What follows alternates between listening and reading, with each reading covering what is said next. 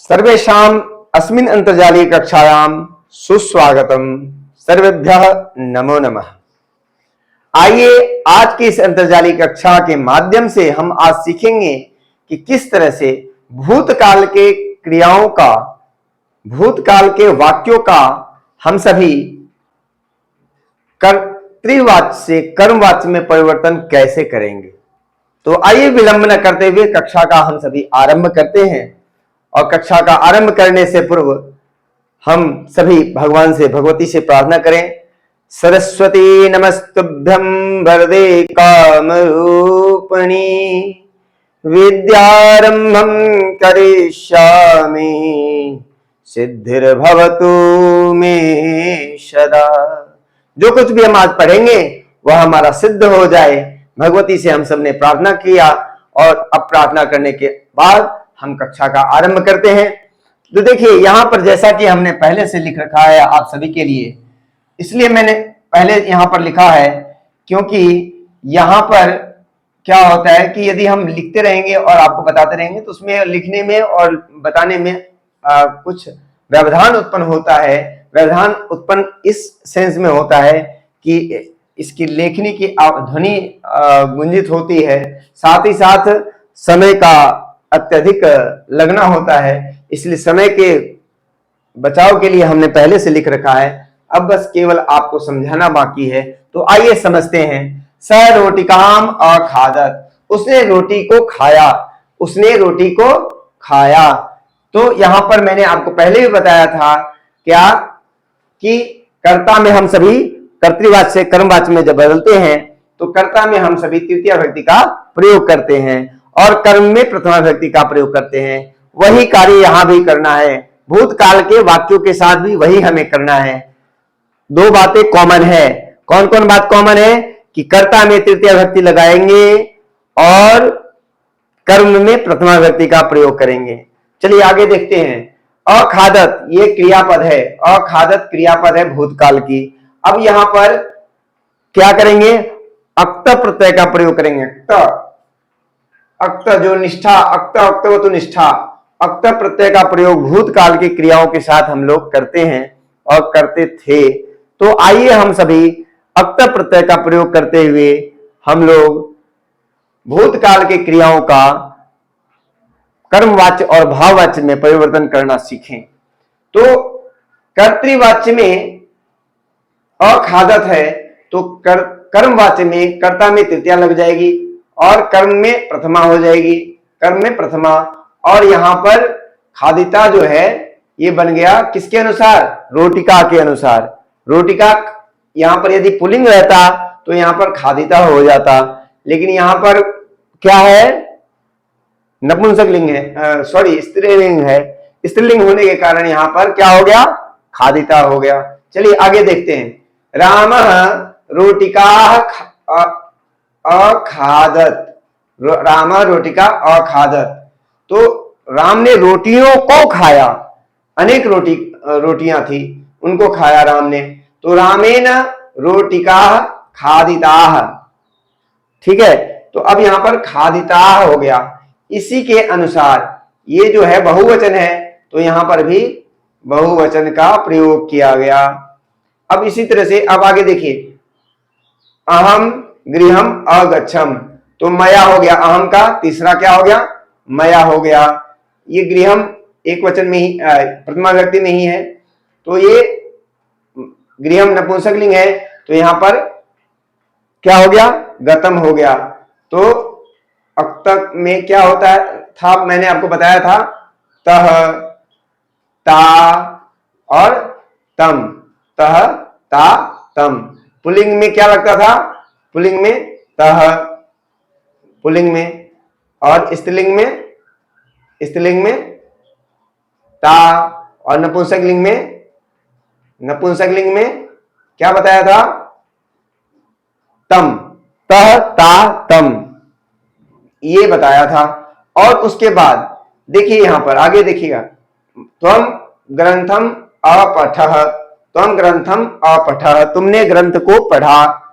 तो त्वया, यहां पर भी क्या हो गया, त्वया, ग्रंथः, ग्रंथ का प्रथमा विभक्ति में ग्रंथम का प्रथमा विभक्ति में क्या होता है, एक वचन में ग्रंथ हो जाता है। तो ग्रंथ के अनुसार क्या हो गया, पठितः हो गया। तो यहां पर क्या देखा आपने, तह पठितः हो गया, किसके अनुसार, इस कर्म के अनुसार। और यहां पर रोटिकाम खादिता हो गया, किसके अनुसार, इसके अनुसार, कर्म के अनुसार। यहां पर स्त्रीलिंग है तो यहां पर क्या हो गया, क्या हो गया, ता हो गया। यहां पर ये जो है बहुवचन में है तो ये भी बहुवचन में हो गया, ठीक है। यहां पर एक वचन में था तो इसलिए खादिता हो गया। और बालिका, बालिके, बालिका, इस तरह से प्रयोग किया जाता है ये तहतातम, ठीक है। आकार पुल्लिंग में बालकः, बालकौ, बालकाः, और स्त्रीलिंग में किसके अनुसार, लता, लते, लता, है ना। तो इस तरह से तहतातम हो गया। अब आगे देखेंगे, ध्यान से देखिएगा। त्वम ग्रंथम अपठः, त्वया ग्रंथः पठितः। यूयम, यूयम क्या है, मध्यम पुरुष है, बहुवचन है।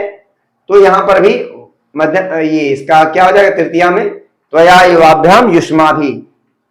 तो यह क्या हो जाएगा, ग्रंथ युष्माभि, युष्माभि हो गया, ग्रंथाः पठिताः, ग्रंथाः पठिताः।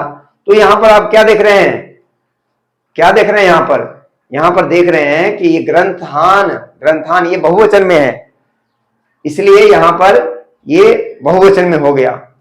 इसका ध्यान रखेंगे, यदि ये बहुवचन में है तो इसे भी आपको बहुवचन करना है। यहां पर यदि ये बहुवचन में, अब देखिए यहां पर ये जो वाक्य के अनुसार ये अपठत, अपठत हो गया, अपठः, अपठतम, अपठत, यहां पर है। अब यहां पर कर्ता के अनुसार क्रिया है, यहां पर कर्म के अनुसार क्रिया है। कर्म किसमें है, कर्म किसमें है, बहुवचन में है, तो ये बहुवचन में हो गया, ठीक है, क्लियर है। आगे बढ़ते हैं। अहम अहसम, अहम अहसम, अहम अहसम, तो मया हसितम। इस बात का ध्यान रखेंगे, ये जो भी भाववाच्य रहेगा उसमें सदैव नपुंसक लिंग में प्रयोग करेंगे। नपुंसक लिंग में तम प्रयोग करते हैं ना, तो तम ही प्रयोग करेंगे। तो सह अहसत, तो तेना हसितम, तेना हसितम।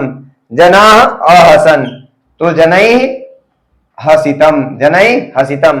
तो इन उदाहरणों को ध्यान में रखते हुए हमने कुछ लिखा है यहां पर आप सबके लिए, ताकि आपका कॉन्सेप्ट क्लियर हो जाए।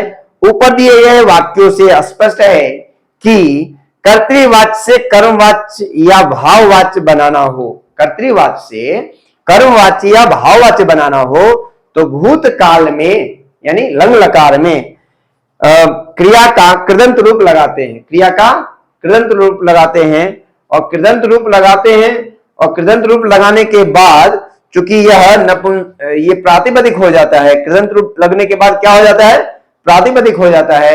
और प्रातिपदिक रूप हो जाने के कारण ये जो है सुप विभक्तियां लग जाती हैं। सुप विभक्तियां लगने के कारण इनका रूप रामः रामो रामः, और बालिका लता लते लता, और तहतातम फलम फले फलानी, इस तरह से रूप बनता है। तो आगे हम देखेंगे इसको ध्यान में फिर से रखिए आप। कर्तृवाच्य से कर्मवाच्य या भाववाच्य बनाना हो तो भूतकाल में क्रिया का कृदंत रूप लगाते हैं, क्रिया का कृदंत रूप लगाते हैं, जिसमें अक्त प्रत्यय लगाते हैं हम लोग। कर्मवाच्य में कर्म के समान क्रिया का लिंग हो जाता है, कर्मवाच्य में कर्म के समान क्रिया का लिंग हो जाता है। जैसे यहां पर ये जो गृहम नपुंसक लिंग था तो यहां पर गतम हो गया, तो ये कर्म के अनुसार ये क्रिया का लिंग निर्धारण हो गया। उसी प्रकार से यहां पर ग्रंथा था तो यहां पर पठिता प्रयोग हो गया। फिर उसके बाद यहां पर देखिए रोटिका था तो खादिता हो गया। तो लिंग निर्धारण किसके आधार पर हुआ, कर्म के आधार पर हुआ, इसी को ध्यान में रखना है। भाववाच्य में भी अक्त प्रत्यय लगा करके क्रिया का रूप बनता है, जो सदा एक वचन में होता है। ये तम तम तम है ना, इसमें एक वचन में ही होता है। तो अब आगे देखिए लट लकार में किस तरह से रूप चलता है मैंने आपको पहले ही बताया था। यते येते यन्ते, पठ्यते पठ्येते पठ्यन्ते। और लंग लकार में कैसे रूप बनता है? अपठ्यत अपठ्येताम अपठ्यन्त। और लिट लकार में कैसे चलता है? पठिष्यते पठिष्येते पठिष्यन्ते। दूसरे धातु के साथ हम देखेंगे पास्यते पास्येते पास्यन्ते। और ची धातु के साथ यदि देखेंगे लट लकार में तो चीयते चीयेते चीयन्ते। और लंग लकार में अचीयत अचीयत अचीयताम अचीयन्त। और लिट लकार में चिष्यते चिष्येते चिष्यन्ते। तो इस तरह से आपने देखा कि भूतकाल के वाक्यों का जब हम कर्तृवाच्य से कर्मवाच्य में परिवर्तन करते हैं अथवा भाववाच्य में परिवर्तन करते हैं तो अक्त प्रत्यय का प्रयोग करते हुए हम सभी वाच्य परिवर्तन करते हैं। आशा करते हैं आप सभी को यह समझ में आ गया होगा। तो अगली कक्षा में जब हम लोग मिलेंगे तो वहां पर हम लोग देखेंगे अक्तवतु प्रत्यय के साथ में, जैसे सह रोटिकाम खादितवान तो तेन रोटिका खादिता। तो वहां पर हम लोग देखेंगे। तब तक के लिए स्वस्थ रहें, कुशल रहें, मंगल रहें। इन्हीं कामनाओं के साथ मैं अपनी वाणी को विराम देता हूं। जय तो संस्कृतम, जय तो भारतम। धन्यवाद।